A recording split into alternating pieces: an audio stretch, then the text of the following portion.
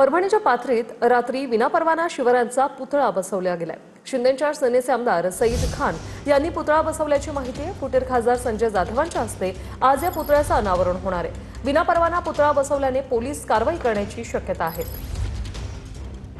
परभणीच्या पाथरीत शिवरायांचा विनापरवाना पुतळा बसवला गेलेला आहे।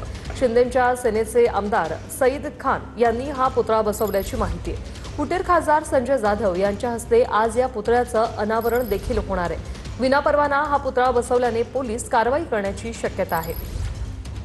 विनापरवाना शिवरायांचा पुतळा बसवल्याचं हे प्रकरण।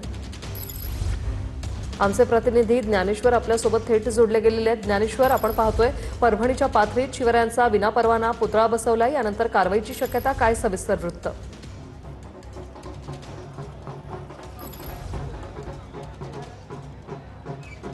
वृषाली, आपण बघतोय मी सध्या पाथरीच्या सेलू कॉर्नर या ठिकाणी आहे आणि या ठिकाणी काल रात्री जो आहे तो शिवरायांचा अश्वरूढ पुतळा बसवण्यात आलेला आहे। नवनिर्वाचित शिवसेनेचे विधान परिषदचे आमदार सईद खान यांच्या नेतृत्वामध्ये या ठिकाणी हा पुतळा बसवलेला आपण बघतोय की आता पोलिसांकडनं जी माहिती मिळते ती माहिती अशी आहे की या पुतळ्यासंदर्भात नगर विकास खात्याकडनं 22 डिसेंबर 2025 साली पुतळा मांडण्याची परवानगी जी आहे ती घेण्यात आली होती। मात्र पुतळा मांडण्यापूर्वी जी जिल्हाधिकाऱ्यांची परवानगी घ्यावी लागते ती परवानगी घेण्यात आली नाहीये। त्यामुळे सईद खान यांच्यावरती कारवाई होण्याची शक्यता जी आहे ती वर्तवली जाते। दुसरीकडे थोड्याच वेळामध्ये या ठिकाणी शिवसेनेचे फुटीर खासदार संजय जाधव हे दाखल होणार आहेत आणि त्यांच्या उपस्थितीमध्ये या पुतळ्याचं अनावरण जे आहे ते केलं जाणार आहे। आपण बघतोय की परभणीमध्ये आजच उद्धव ठाकरे यांची सभा देखील आहे आणि त्या पार्श्वभूमीवर शिवसेनेकडनं हा पुतळा बसवण्यात आलेला, त्यामुळे राजकीय घडामोडींना या ठिकाणी वेग आल्याचं चित्र पाहायला मिळतंय। या ठिकाणी